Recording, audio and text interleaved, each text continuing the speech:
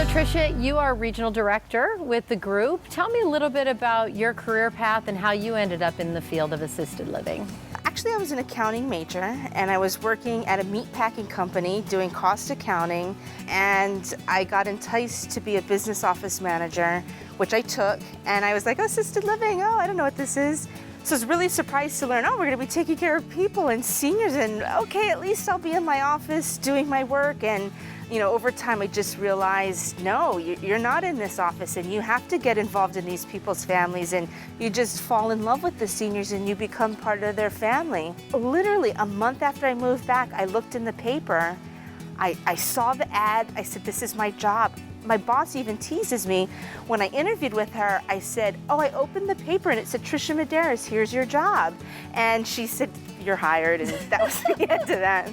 What makes the Plaza Group different from some of the other options out there for senior housing? Because we have an economies of scale with staffing and services, we make sure that we are able to provide licensed nurses to give out medication and oversee care.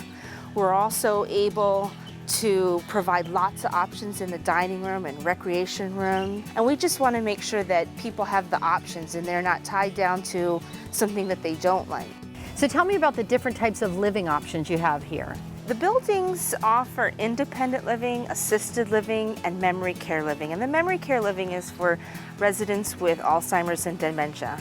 And in those levels of care, people can rent studios, one-bedroom apartments, in some of our buildings, even two-bedroom apartments. And then in our higher level of care, we offer some shared accommodations.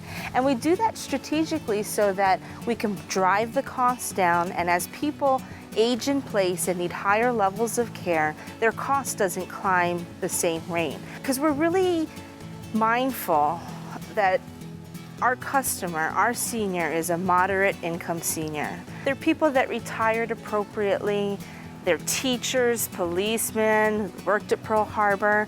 They want to live in a community where they see their neighbors. They recognize local food on the menu and is affordable. So there's no entrance fee, there's no buy-in fee. It's just a month-to-month rental. If they're unhappy, they can leave anytime with 30 days notice.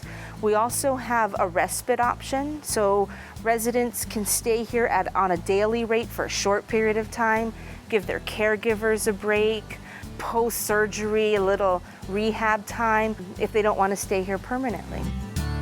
Now, what types of activities do you offer for your residents? Every property has its own unique program of activities, depending on the residents and the staff and the things they like to do. There's always an exercise program or a Tai Chi program. We have a Wii, so the residents get, their game on. They often play bingo and arts and crafts and those standards, but they go out on trips.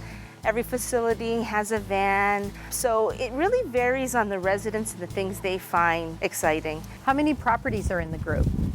Currently we have 3 that are up and running. The first one in Punch Bowl. A couple years ago we opened Mililani, and this particular property opened last year, Moanalua. Under construction we have the Plaza at Pearl City, and in the near future we hope to open one in Waikiki and Kaneohe.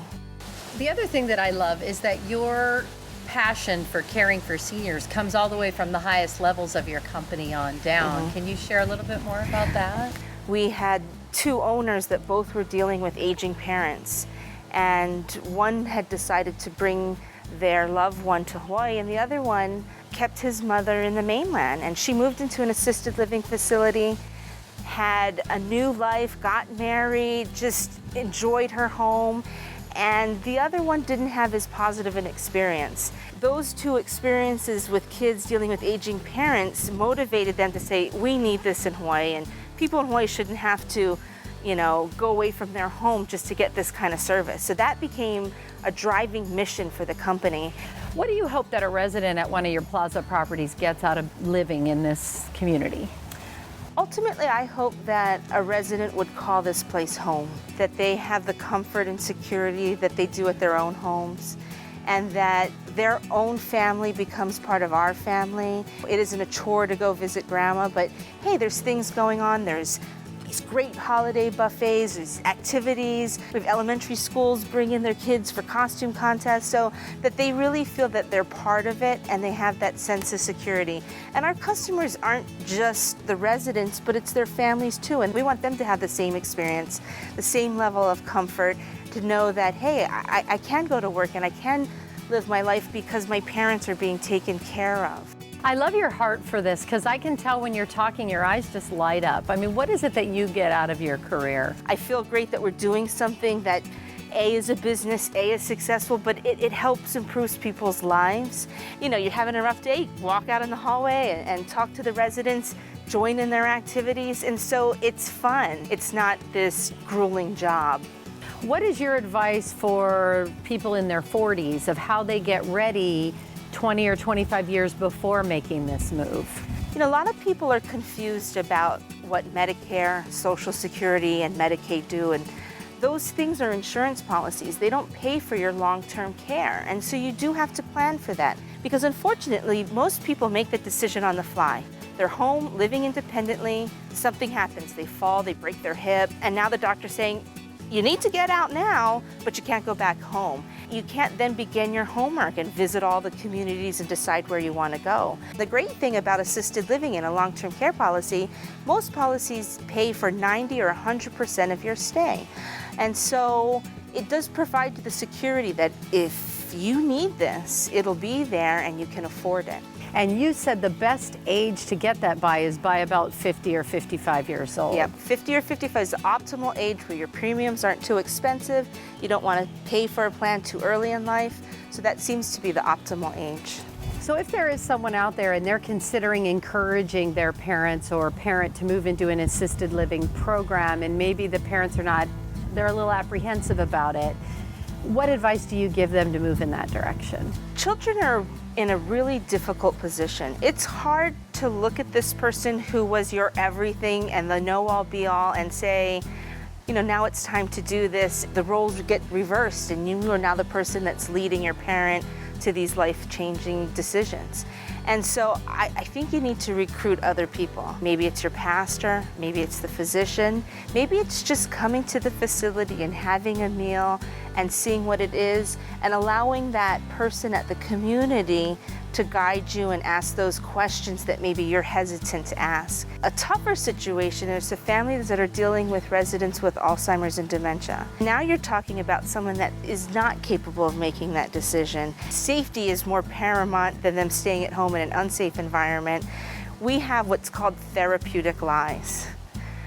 Could you temporarily move in while we recondition your house? We need to tent the house, Mom. It is easier if they're going from a hospital situation because then there's a step down to the community before you actually go home.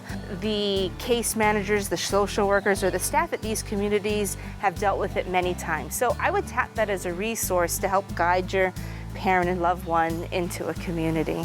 Do you have any stories of residents that you've worked through that sort of stick out in your mind? You know, my favorite story is one of the first residents at Punch Bowl.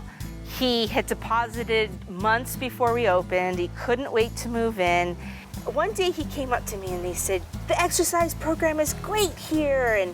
And he said, I haven't worn this necklace in years because I couldn't get the clasp on. And I said, oh, I'm glad you're wearing it. And he says, yeah, and look at my lazy boy. I can now recline in my lazy boy. I never had the strength in my hand to open it. And I was like, oh. So I always remember him. He was a big fan. He was one of our first residents, but he improved his life by moving in with us.